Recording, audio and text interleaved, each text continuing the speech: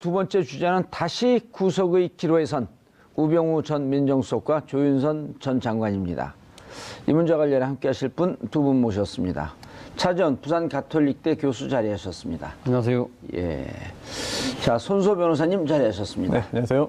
시청자 여러분들께서도 샵 5400, 샵 5400으로 다양한 의견 문자로 보내주시기 바라겠습니다. 지금 이 순간 페이스북 라이브로도 시청하실 수 있습니다. 하하, 오늘 우병우 전 수석은 구속 적부심 신청해서 지금 적부심 심사를 하고 있고요. 그 다음에 조윤선 전 수석은 구속 영장 실질심사. 실질심사. 아, 우리나라 국민으로 살기 힘들어요. 이게 다 이거 실질심사 적부심 적부심이라 그러죠. 그냥 적부심 심사라고 하죠. 구속 적부심. 구속 적부심. 자, 상황이 어떻게 된 건지 좀 정리를 간단하게 좀 해주시죠. 예, 우병우 전 민정수석은 일단 구속이 돼 있죠. 예. 구속이 돼 있지만 자신의 그 구속영장은 발부돼 있지만 그 구속 여부가 그러니까 정당하냐 부당하냐를 다시 한 번 더 따져보겠다고 해서 지금 법원에다 그걸 신청을 했습니다. 그래서 구속 적부심 심사를 받고 있는 것이고요. 그리고 지금 조윤선 전 정무수석은 지난번 블랙리스트와 관련된 재판에서는 1심에서 집행유예를 받아서 불구속 상태로 지금 현재 이 항소심을 진행 중이지만 또 다른 혐의가 나타난 거죠. 국정원의 특활비를 받은 거, 특수활동비를 받은 거하고 그러니까 화이트리스트 관련해서 다시 재구속영장이 다른 별건으로 지금 신청이 된 겁니다. 이거와 관련해서 영장실질심사를 받고 있는 겁니다. 예, 알겠습니다. 상황이 어떻게 될 거라고 보시나요? 조윤선 전 장관 같은 경우에는 제가 볼 때 구속영장이 발부될 가능성이 매우 높지 않나. 혐의는 뭐죠? 5천만 원 받은 거죠. 그렇습니다. 500만 원씩. 이 국정원 특활비를 지속적으로 받았고요. 또 받은 사실 자체를 부인하고 있지 않아요. 인정을 인정했어요. 합니다. 그렇다면 예. 그에 대한 법적인 평가, 법적인 판단이 어떻게 되는지가 굉장히 중요한데 이미 관련된 다른 피의자들도 다 구속된 상태에서 수사를 받고 있습니다. 곧 재판으로 넘겨지겠죠. 그렇다면 조윤선 전 장관 같은 경우에도 뭐 특별히 다르지 않아요. 예. 다르지 않습니다. 그렇다면 이번에도 같은 평가를 받아서 구속영장이 발부될 두 번째 구치소에 들어갈 가능성이 상당히 높아 보이고요. 예. 또 우병우 전 수석 같은 경우에는 물론 뭐 김관진 전 장관이나 뭐 임관빈 전 실장 같은 경우에는 구속 적부심을 통해서 석방됐습니다. 그러나 그때와 또 사정이 또 좀 다릅니다. 우병우 전 수석의 경우에도 이게 사적인 그런 그 보복 또는 사적인 어떤 이익을 위해서 이석수 전 특별감찰관에 대한 사적인 그런 감찰 또는 뭐 뒷조사를 시켰다는 거 아니겠습니까? 그런 사실 자체를 지금 다투지는 못하고 있는데요. 예. 그렇다면은 구속 적부심을 통해서 석방되기보다는 기각 결정을 받아서 계속해서 구속 상태가 유지되지 않을까 이렇게 생각됩니다. 시간은 많이 걸리나요? 그 구속영장 발부에 대해서는 보통 새벽에 결론이 나는데 네. 새벽까지 심리할 게 많다는 겁니까? 아니면 사람들 다 잘 때 좀 관심이 좀 덜 할 때 아니 이거 기다리라고 잠을 못 자겠어요? 사실 하루에도 여러 건의 구속영장 실질심사가 열리곤 하거든요. 예. 그래서 한 건당 뭐 5분 만에 끝나기도 합니다. 그런데 굉장히 중요한 사안이고 굉장히 치열하게 다투기 때문에 시간이 오래 걸리는 것이고요. 그 후에 또 이제 판단하는 이제 서류 심사하는 그런 시간도 꽤 걸리는데 웬만한 사건 같은 경우에 하루에 몇 건을 해도 저녁 무렵 또는 뭐 늦기 전에 한 뭐 9시, 10시 정도에 많이 나옵니다. 예. 그런데 새벽까지 간다는 얘기는 기록이 방대하기도 하겠고요. 그리고 또 이게 너무 쉽게 빠른 시일 내에, 빠른 시간 내에 결정이 나오면 아니 제대로 본 거 맞아? 아하. 라고 하는 판단을 들을 수 있거든요. 이건 일종의 이미지 메이킹도 좀 있는 거네요. 제가 뭐 직접 판사로서 일을 해보진 않기 때문에 그렇습니다만 다른 사건들과 비교해 볼 때 너무 시간을 오래 끌죠. 네, 그게 아마 뭔가 판사 입장에서 고민도 있지 않을까 생각됩니다. 예. 추가 근로수당을 많이 주는 건 아닐까요? 글쎄요. 야근수당 실제로 야근수당 청구해서 받는다는 얘기 잘 못 들어봤습니다. 네. 그럼 노동 착취인데요, 이게? 아니 뭐 본인이 일을 하더라도 뭐 청구를 해서 결제를 받고 그다음에 수당을 받는 건데 근데 이게 영장 실질 심사를 전담하는 영장 전담 판사가 이렇게 하면은 거의 매일 야근해야 되는 것 같은데요. 네. 돈 주면? 안 줘도요. 안 줘도요? 네. 예. 우 전 수석이 네. 주장하고 있는 게 국정 불법 사찰을 국정원에 지시해 그리고 이를 비선보고 추명호 국장을 통해서 비선보고를 받았다는 거 아니에요? 그렇죠. 예. 그리고 중간에 있는 최은수 2차장은 개통상에 있지만 본인은 패싱하는 자리였다라고 하는 것 때문에 이제 구속영장 발부가 안 됐는데 그렇죠. 이것 때문에 어쨌든 이것이 직권남용. 예. 그리고 그 불법 사찰은 심각한 상황 아니에요? 그렇죠. 사실은 이 지금 이석수 특별감찰관이 그 직주 업무가 뭡니까? 대통령과 대통령의 그 측근들을 감시 감독하는 이야기이지 않습니까? 그렇다고 한다면 우병우 수석도 이석수 특별감찰관의 감찰 대상인 거죠. 예. 그 감찰 대상이 자신에게 불이익이 올 수 있는 감찰을 하니까 그 자신이 지금 이용할 수 있는 그 권력의 그 수단을 동원해서 그 수단이 일종 국정원의 비선 이 조직들을 동원해서 자신을 정당하게 감찰하는 특별감찰관을 역으로 감찰한 거거든요. 뒷조사. 그리고 보면 일종의 자신의 이익을 위해서 권력을 사유화해서 정당한 법 질서를 방해하는 행위니까 이건 심각한 사안인 거죠. 그리고 예. 누구보다도 법을 엄중하게 집행하고 해야 되는 민정수석이 그 행위를 저질렀다고 한다면 그 죄는 더 엄중할 수밖에 없는 거 아니겠습니까? 그런 측면에서 본다고 한다면 저는 뭐 제대로 된 구속적부심 심사가 이루어진다고 한다면 저는 뭐 우병우 전 수석이 구속적부심에서 살아날 가능성은 거의 없다고 봅니다. 그럼에도 불구하고 근데 왜 했을까라는 의문이 들지 않습니까? 저는 뭐 우병우 수석도 자신이 여기서 빠져나올 거라고 생각은 하지 않았을 거예요. 그럼에도 불구하고 왜 하느냐? 저는 일종의 검찰과 기싸움하고 있는 것이 아닌가. 일종의, 그러니까 어차피 구속적부심하면 또 검찰도 나와서 여기에 대해서 또 이야기를 또 해야 되거든요. 그러면 자신이 누구보다도 법률 전문가니까 검찰이 구사한 논리를 자신이 직접 들으면서 깨겠다. 방어 논리를 또 만들어 나갈 수 있는 것이죠. 그리고 또 한편으로는 지금 이 만약 구속적부심이 안 됐다고 한다면 오늘 또 검찰청이 불려가서 수사받아야 될지도 모르거든요. 예. 이 상황에서 검찰의 힘도 빼는 나름대로 여러 가지 다중 포석을 갖고 저는 구속적부심을 신청한 거라고 봅니다. 이번에 만약 구속적부심이 기각이 된다고 할지라도 앞으로 검찰이 나를 어떻게 수사하고 어떻게 공소유지를 할 것인가라고 하는 그렇죠. 전략을 끄집어내는 의미로서도 그리고 구속적부심 신청이 검찰에 의미가 있다. 대한 비록 구속당했지만 나 당신들한테 꿀리지 않는다. 나 당당하게 치고 나갈 거야 하라는 나름대로의 전의를 애둘러서 표시하는 거죠. 특히나 이제 우병우 전 수석이 지금 검찰의 지금 그 교수님 분석대로 저기서 그 범죄도시에서 그러잖아요. 네, 어떤 네 거요? 내가 누군지 아니? 이거 안 보셨어요? 봤습니다. 예. 네, 똑같네요. 내가 누군지 아니? 장첸하고 똑같습니다. 네가 누군지 알아야 하니? 그 최민수 아닙니까 모래시계? 아니요.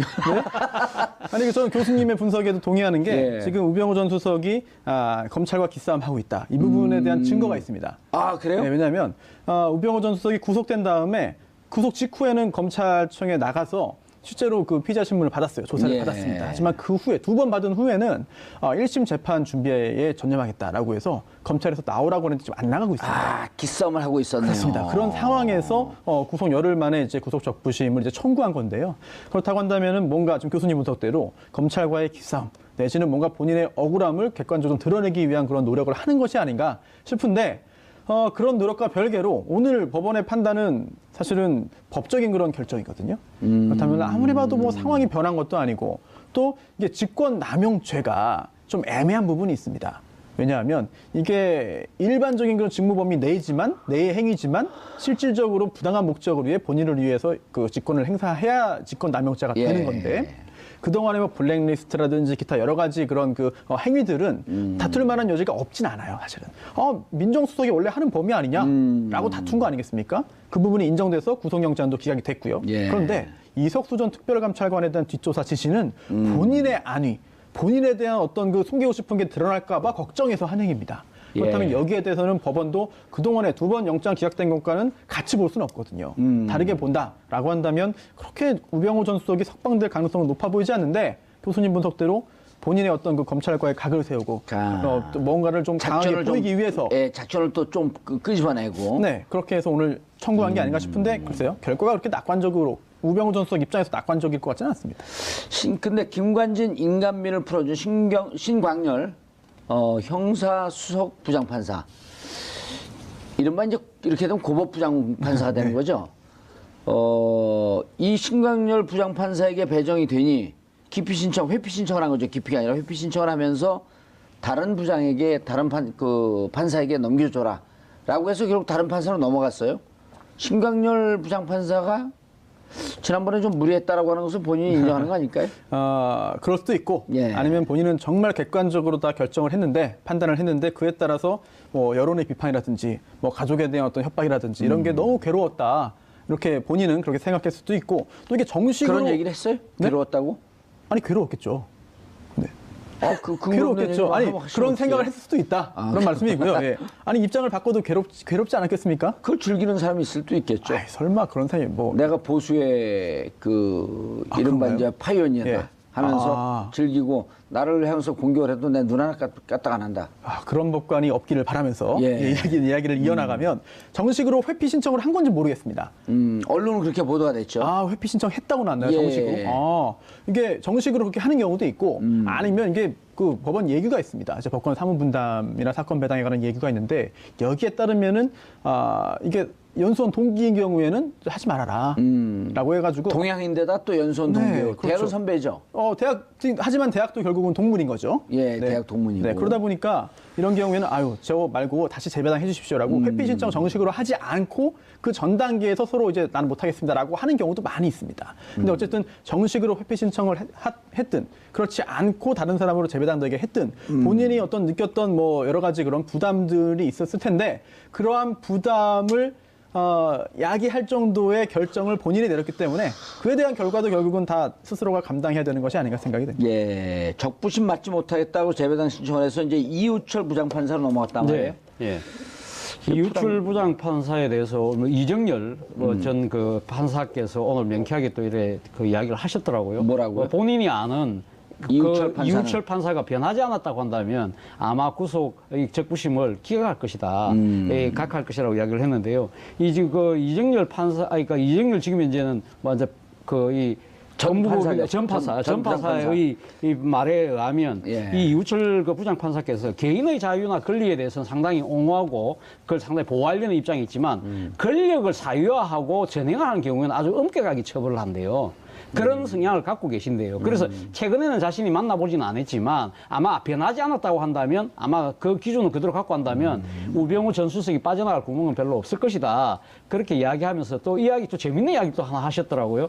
자신은 이 지금 사법부의 신뢰에 대한 그 상당히 깨지지 않았다는 전제를 달고 하면서도 그럼에도 불구하고 이 사법부라는 것 자체가 사람이 하는 거니까 일종의 재판에도 운이 따른다. 그러니까 이 재판부 운빨, 뭐 또 대진운 이런 이야기를 하시더라고요. 예. 그러면서 오늘 또 재밌는 이야기 중에 하나가 우리 정봉주 우리 앵커를 또 이야기하신 또 비유도 있었어요.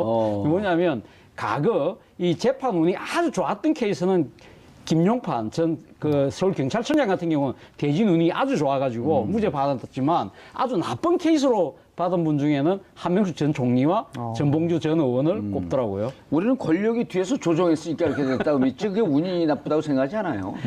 아니 그 이정열 판사 말씀은 이정열 그러니까 판사가 예를 맞겠죠. 들면 아무래도 부장판사니까. 예. 이제 예를 들면 아무리 권력적인 그런 외압이 있다고 하더라도 소신이 꿋꿋한 그런 이 양심적 재판관 뭐 이런 분들이 만약에 조금 나름대로 양심껏 재판을 했다고 한다면 또 다른 결과가 나오지 않았을까라는 그런 아쉬움을 표한 것 같더라고요.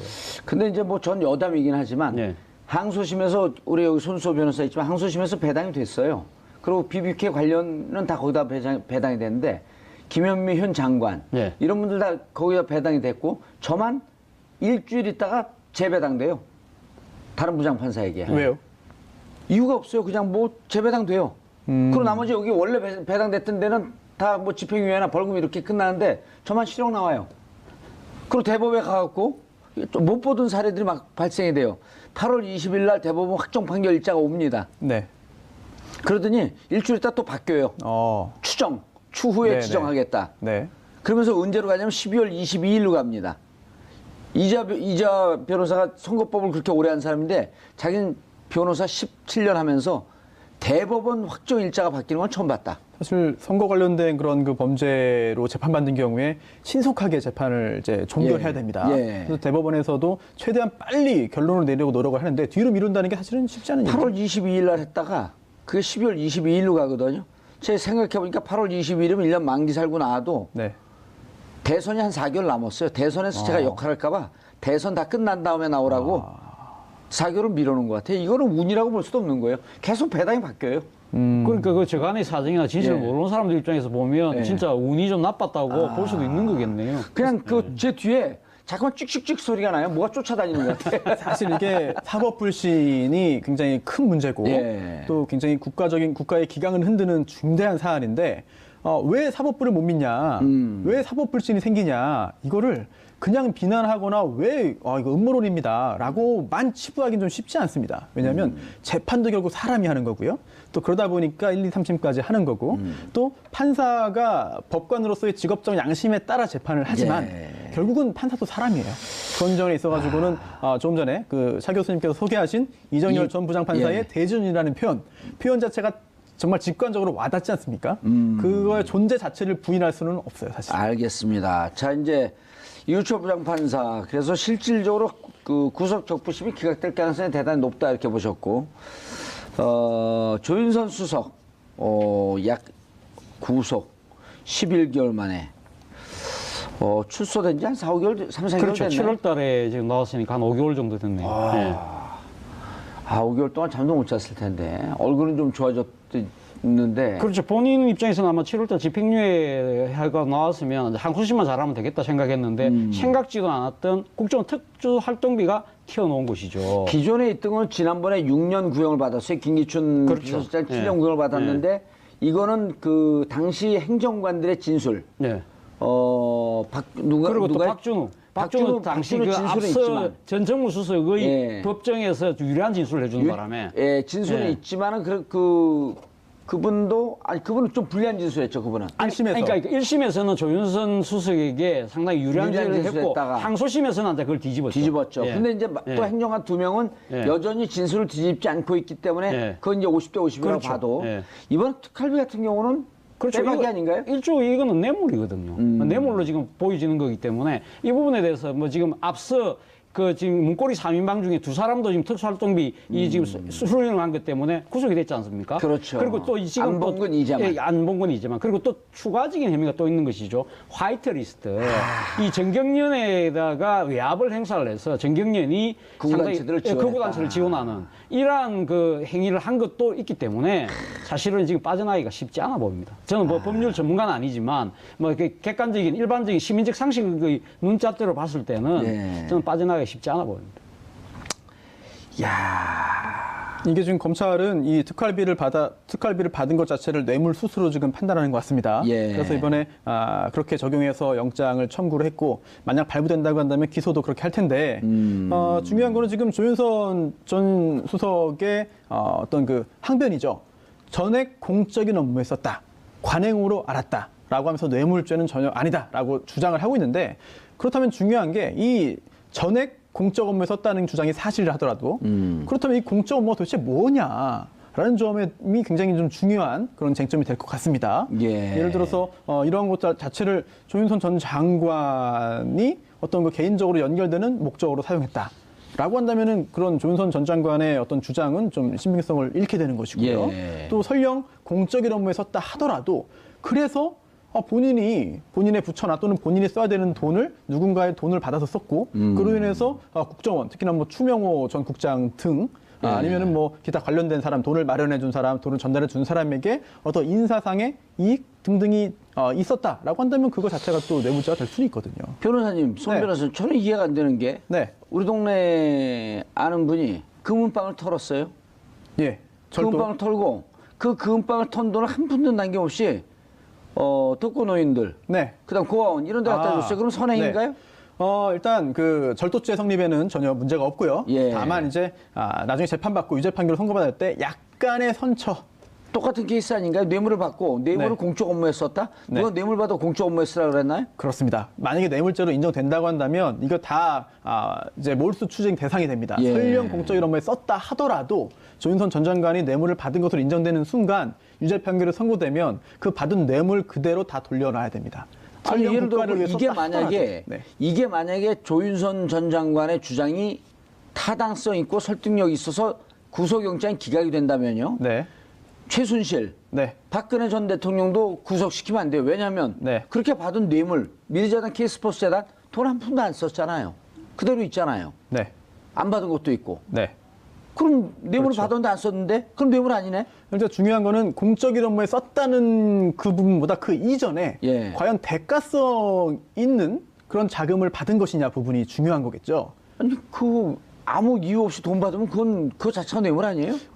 직위에 있는 사람이? 아무 이유 없지 않을 것이다라고 보는 것이 맞고요. 그렇다면 뭔가 그 당시의 그 직위와 역할과 관계를 볼 때 대가성이 있지 않겠느냐라고 보는 것이고 검찰 입장에서는 그걸 증거를 통해서 오늘 소명을 할 것으로 보입니다.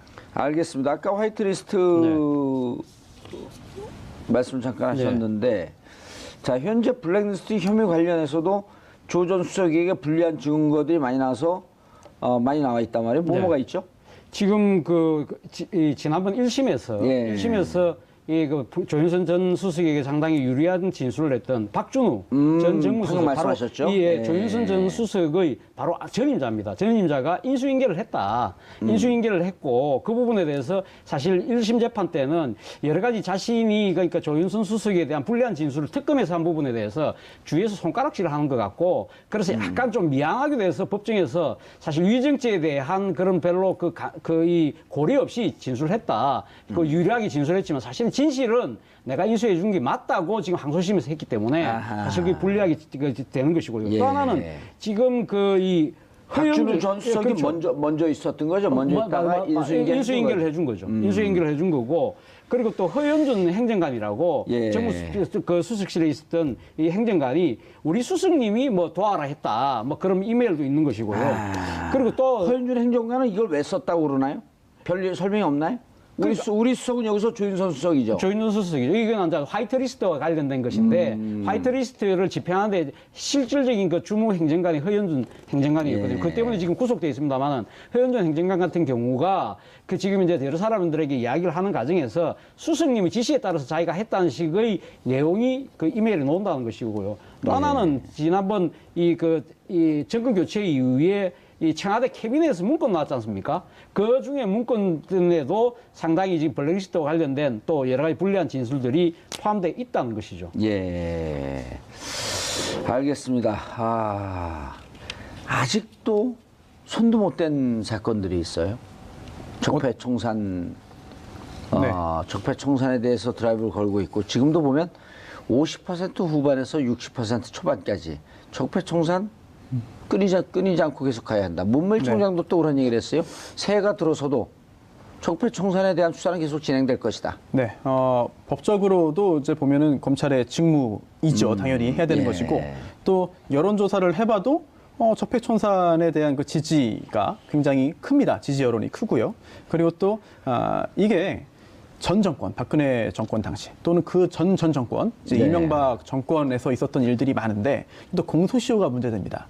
그렇다면은 이 수사의 속도를 늦추거나 아니면 수사에 착수하지 않았을 경우에는 나중에 굉장히 큰 비판을 받을 수가 있습니다. 특히나 이제 혹시라도 어떤 사안에 대해서 수사를 하라는 여론이 있거나 아니면 법조계에서도 이건 문제된다라고 하는 그런 지적들이 있었는데 검찰에서 수사에 착수하지 않아서 또는 수사에 적극적으로 나서지 않아서 공소시효가 완성되어 버린다면 그 부분에 대해서는 정말 더 이상 법적으로 다툴 수 없는 상황이 초래되고 말거든요. 그렇기 때문에 문무일 총장도 그런 상황이 발생하지 않도록 하기 위해서 노력을 할 것으로 보이고 해야 되겠죠.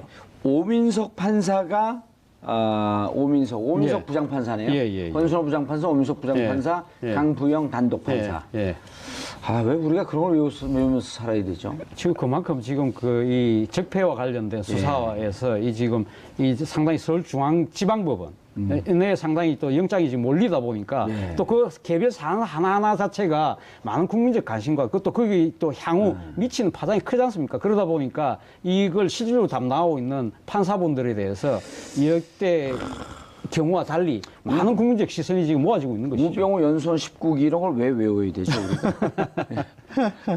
서울대 대학교 3학년 때 사법고 실패했다 이런 걸 왜 외워야 되냐고요. 그냥 국민은 국민으로서의 자연스러운 권리만 누리고 의무만 다하고 살면 되는데. 워낙에 또 뉴스에 보도가 많이 되고 또 약간 좀 납득하기 어려운 결정들이 나오기 때문에 국민들께서도 그런 부분을 외우려고 외우는 게 아니라 하도 많이 접하니까 외워지는 것 같습니다. 제가 외우면 5천만 국민이 다 외우고 난 다음에요. 그런가요? 예. 제가 암기로 우리 대한민국 5천만 국민 중에 네. 거의 꼴찌에 해당하기 때문에 네. 예. 이거 외우려고 저는 얼마나 힘이 들었겠어요. 아니 근데 그 주요한 그런 그 법조인들의 어떤 그 기수라든지 예. 보직이라든지 그 동안의 뭐 경력이라든지 그거 굉장히 많이 알고 계시잖아요. 좀 있어 보이려고. 효과가 좀 있는 것 같습니다. 네. 자, 오민석 판사가 오늘 이제 실질 심사를 해요. 네. 그 조윤선 전 장관의. 네. 근데 블랙리스트 증거들은 현재 거론되지 않고 화이트리스트와 특활비 이것에 대해서만 구속영장을 청구한 거죠? 예, 그렇습니다. 이번에 구속영장 구속해야 된다라고 예. 할 때 구속영장에 그런 구속의 사유가 있는데 그럼 범죄 혐의가 드러나겠죠. 들어 있는 거죠. 거기에 보면 국정원 특활비가 뇌물이다라는 점, 또 화이트리스트가 직권남용이다라는 점 등등의 그걸 이유로 구속영장을 청구한 것이기 때문에 그러한 부분에 대한 범죄 사실을 소명하기 위한 소명전화가 첨부돼 있을 것이고요. 또 이런 것도 있습니다. 원래는 뭐 공소 제기할 때는 공소장 일본주의이기 때문에 기타 다른 범죄 사실에 대한 거를 적으면 안 되는 것이지만 예. 이 사람이 굉장히 좀 위험한 사람이다라든지 또는 과거에도 법을 좀 우습게 한다라든지 이런 점을 보이기 위해서 직접적으로 관련은 없지만 다른 사항도 증거 자료로 참고 자료로 덧붙여서 제출할 수는 있거든요. 제가 블랙리스트 검사라면 자료도 좀 넣긴 넣겠네요, 그러면. 뭐 넣을 수도 있는 거죠. 정말 어떻게든 구속을 시키기 위해서 모든 노력을 아마 할 것인데 이렇게 다른 사안에 대한 그 자료를 참고 자료 내지 소명 자료로 제출하는 것 자체를 불법이라고 보기 어렵기 때문에. 예. 네. 또 하나 궁금한 게 이번에 보면 그 이제 우리 사회 공직자로서 거의 장관급 위치에 있는 분들이 많이 구속이 돼요. 네. 그런데 이제 일반적인 국민들의 법 감정은 이렇게 국정농단한 사람들을 당연히 구속 수사해야지. 네. 라는 국민 감정은 있지만 또 한켠에서는 불구속 수사와 불구속 재판의 원칙을 지켜야 한다. 네. 그런데 유독 국정농단 사건에 대해서만 거의 모두 구속영장을 청구하는 이유는 뭔가요? 맞습니다. 지금 말씀하신 대로 불구속 수사와 재판이 원칙입니다. 그런데 예외적으로 구속 사유가 존재하면 구속해야 되는 것인데 네. 이게 유명한 사람 그리고 또 모두가 아는 사람 이런 사람에 대해서는 구속 사유가 강하게 존재한다라고 보는 측면이 있고 또 반대 측면도 있습니다. 왜냐면요. 굉장히 많이 알려진 사람이기 때문에 도주 우려가 없다. 아니 도주 우려가 있거나 또는 증거인멸에 염려가 있어야 되는데 증거도 이미 다 확보됐고 예. 뭐 더 이상 할 게 없다. 그리고 다 모두가 아는 사람인데 출국 금지돼 있고 어디로 도망가겠느냐라고 한다면 불구속 수사 원칙의 어떤 그 근거로 작용할 수 있고요. 반대로 아니 이 사람은 좀 위험하다. 혹시 심적인 어떤 변화가 있거나 또는 뭐 극단적인 선택을 할 수도 있다라고 생각되면은 오히려 본인의 그 피의자의 안전을 위해서 구속영장을 청구하고 발부하는 경우도 있습니다. 그렇기 때문에 구체적인 어떤 뭐 공직자 또는 장관 또는 전 수석 유명한 사람 정치인이라고 해서 하나로 작용하는 것이 아니라 그 상황 그 사람의 성격 지금 진행 정도에 따라 가지고 달라지기 때문에 결국은 객관적인 그런 사정을 다 보기 전까지는 하나의 기준으로 말씀드리기 좀 어려운 측면이 있죠. 사실 뭐 이런 측면도 있는 것 같습니다. 국민의 법 감정이라는 게 있지 않습니까? 그렇죠. 역대 헌법 정권에서도 위에 법 감정이 있는 법 거죠. 감정이라는 것이 뭐 감정법. 그렇죠. 감정법인데 그것이 뭐 이 실체적인 건 아닙니다만은 그럼에도 불구하고 사실 역대 정권에서 보면 이런 중요한 정치적 사안들과 연루된 사건에 대해서 어떻게 보면 좀 징벌적 형태로 사전구속영장을 발부를 신청을 해서 뭐 미리 좀 이래 좀 이 죄를 단죄를 하는 듯한 그런 효과를 봤던 게 사실이거든요. 예. 그런 부분에 대해서 지금 물론 뭐 문재인 정부가 상당히 국민의 그 기대를 안고 출범했습니다만 그러한 사법적 간행을 하루아침에 바꾸기가 쉽지 않다는 것이죠. 그리고 또 하나는 지금 이 적폐와 관련된 수사 자체가 국민적 공분을 상당히 사고 있는 사안이기 때문에 여기에 대해서 지금 이 법조의 간행이 잘못됐다고 해서 바꾼다는 그 자체가 어떻게 보면 적당하게 수사를 하려고 하는 거 아니냐는 오해를 불러일으킬 수도 있다는 것이죠. 그렇기 때문에 물론 뭐 이 검찰도 나름대로 이 불구속 수사의 원칙은 언젠가는 확립해야 되겠다고 고민은 하겠습니다만은 예. 지금은 적절한 시점은 아니다고 판단할 수밖에 없는 것 같습니다. 그리고 웬만한 사건에 있어서 검찰이 이거 봐라 범죄 범했다라고 할 때 나는 무죄다라고 부인을 하면 사실은 도주의 염려가 사실상 추정이 되는 게 실무입니다. 혹은 증거 인멸을 하려고 하든지. 그렇습니다. 예. 아니 이거 봐라 검찰이 증거 냈는데 무죄를 강하게 예. 강변할 때는 이쯤 되면 도주하려고 그런 거 아닙니까? 그럴 예를 염려가 들어 있다고 출국 판단되는 거죠. 금지한다고 하더라도 국내에서도 도망가면 재판이 이루어지지 않는 거 아니에요? 그렇습니다. 이게 이 원칙이 불구속 수사의 원칙이 당연히 있는 거지만 예. 이 적용이 모든 사람에게 공평하게 평등하게 되고 있느냐 알겠습니다. 라는 점에 대해서는 좀 논란이 있는 거죠. 자, 아까 잠깐 저희가 짚다가 말았는데 새 넘기는 적폐청산에 대통령께서 한 말씀 하셨어요. 그렇죠. 대통령께서 어제 그 국무위원들하고 예. 송년 만찬을 했습니다. 만찬을 어허. 하시는 자리에서 이 올 한 해도 사실 나라를 바로 세우는데 앞장서서 고맙다. 그러면서 내년에도 나라를 나라답게 만드는 일에 좀 더 진력해달라. 그리고 지금 이 나라를 만드는 일이 단순하게 내년에 끝나는 것이 아니라 이 다음 정권까지 이어져야 된다고 이러는데 지금 대통령께서는 나라를 나라답게 만든다는 그 표현 자체가 사실 어떻게 보면 적폐 이 청산에 대한 의지를 상당히 애둘러서 표현한 것이라고 이렇게 지금 읽혀지는 거거든요. 바로 그 때문에 지금 그 문재인 대통령이 지금 그 적폐청산 수사가 적폐청산이 어떤 식으로든 계속되어야 된다. 그러면서 또 하나 당부는 이 적폐청산이 적폐청산 그 자체만 머무를 것이 아니라 적폐청산을 통해서 국민의 삶이 좀 더 나아지는 쪽으로 제도적 개선도 이루어져야 된다는 당부도 함께 했습니다. 나라의 시스템과 기강도 바로 그렇죠. 세워야 예. 되고 그리고 이렇게 바로 잡아놓으면 다시 혹시 보수 정권을 간다고 하더라도 다시 역진이 되지 않도록 엄도록 하는. 제도적 장치까지 만들어져야 된다는 것이 대통령이 당부했습니다. 그러기 예. 위해서 지금 적폐라고 칭하겠는데요. 수사기관이 수사를 합니다. 경찰, 예. 검찰이죠. 그리고 또 각 부처에서도 내부적으로 TF를 만들어서 진상규명 작업을 하고 있죠. 그런데 이제 외교부 장관 직속으로 이제 그 한일 일본군 위안부 피해자 문제 합의 검토 태스크포스가 만들어져서 이제 그 내부적인 조사를 했는데 조금 전에 이제 결과를 발표했습니다. 내용 보니까 좀 충격적입니다. 피해자의 의견을 충분히 수렴하지 않았다라는 점, 뭐 당연하겠죠. 그리고 또 비공개된 부분이 있다. 또 그 부분에는요, 한국이 해외 소녀상 설치 지원을 하지 않기로 약속을 했다. 그리고 이거를 국민들에게 공개하지 않았다는 거거든요. 이게 내부 TF의 조사 결과 나왔습니다. 그렇다면은 이게 범죄인지 여부는 다음으로 논하더라도 도대체 왜 숨겼나? 어떤 경위로 이런 게 이루어졌나? 아하. 누가 관여되었고 누가 국민들에게 숨기기로 했나? 등등도 밝혀져야 되는 사안 중에 하나겠죠. 적폐 중에 하나가 아닐까 싶습니다. 대검찰청이 과거 검찰의 권한 남용 등을 규명하는 과거사 진상조사단을 꾸렸어요. 예. 검사 10명, 교수 예. 변호사 40명. 예. 검찰이 과거사위원회에서 다시 들여다보겠다?